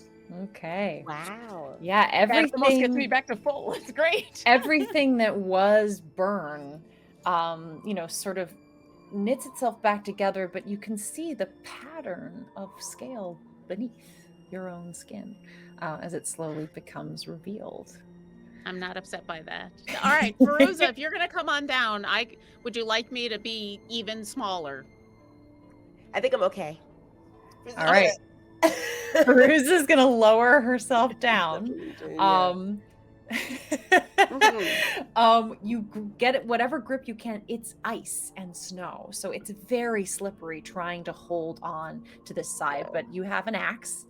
That's right. Into the side, giving yourself a little bit of stability to sort of lower yourself in and unhook it and drop. As you do, again, little bit of a creak as it takes your weight and seems to hold. Neb, you also feel the train just shift a little bit, and the walls just kind of bend under all of this pressure, but it's holding for now. Hey, I don't mean to be, that guy or anything, but just kind of throwing this out there. Even if we get to the mirror, this is Adam asking this. Yes. How big is that mirror again? Mirror, it's like a vanity mirror, Okay, so mirror on the wall. I don't know. I don't use vanities. So is it like 2 feet, 3 feet wide? It's Mirror on the wall. Yeah, I mean, like mirror on the wall. It's like a chest to just above the head, and then a little wider than that. Yeah. I cannot actually remember. Have we ever tried to get it off the wall? You have, and you were unable. Yeah. So Silas is just going to say, even if we can get to the mirror at this point, like, is our plan to just put the shard in there and see what happens, or because I don't think we can get it off the wall of the train, and we definitely are not getting this train out of here in this current state. We don't have any spells that can pick up a I guess train yet. I'm just saying, like, we might be doing an unnecessary risk right now unless our plan is to put the shard in and then leave it until all this thaws out or something, maybe. Because otherwise, how are we going to get this back on the track? I have we're a- not getting it back on the track, I think. I have a weird timing question. Yes. When we were in doing our thing Mm-hmm. and triggered the avalanche, Mm-hmm. approximately what time of day was it? Had it gotten to nighttime yet? It was almost, you came out and there's still some daylight. So you were, maybe 5 p.m. or so that you emerged from the. It wasn't 2:13 when the avalanche. It was not Well, 2:13. necessarily. No. Okay. A 2:13 has We don't come think and it was. gone since then. You were chatting in the hot tent. So even if all we do is go check on Ivy, I think it's worth it because I think at 2:13 she came out to this. And I don't know about you, but I would be panicked if I saw this. So also Well, maybe I don't know about you, but I would be panicked, be trapped in a magical mirror for the rest of my existence. So, I mean, but yes, I agree with you. We should let her know what the current, even worse situation is. Yeah. Do we Yeah. want to put the shard in? That's Is Well, it- I mean, the rest of them are in. So, All right. we Robin, won't lose it that way, at Robin's least. should I give you the shard now then, Neb? Well, this is the question that all of us have been kind of avoiding. What happens when we place that shard in? We don't know. Well, We don't. if This is not the last one. You have Oh, two. that's right. You have We have this one one more. and another one to go. Farm shed. You And I still have think- Farmful Wilds shard. That's right. I think not only is it a good idea to put it in because we're less likely to lose it, but every time we put one of those in, we can see Ivy a little bit easier, and it's a little easier to do our nonverbal communication. Pantomime, yeah. Maybe she'll have some ideas too. You know? That's true. Let's do it now. Let's put the shard in now. I before just know that if I get on that train right now, it's probably taking like a Princess Bride style as you wish. Well, we'll try to be quick about it so that just in case. All And right. I'm gonna look around, a little nervous. Fairuza or Robin will pull out the shard from the backpack and Mhm. kind of bend down and reach it down to her because she's tall. She could probably reach All it. right. Robin, you lie down, belly down on the ground, reaching your arm down as Fairuza reaches up. The two of you meet, completing those 10 feet in that shaft of light as the snow falls from above. You take the shard from Robin, look over towards Neb, wondering how you're going to do this. And with that, we will see you next week on Children of Earth. Thank you all so much. Please remember that life itself is the most wonderful fairy tale. I adore you all, and we'll see you next week. Good night. Bye.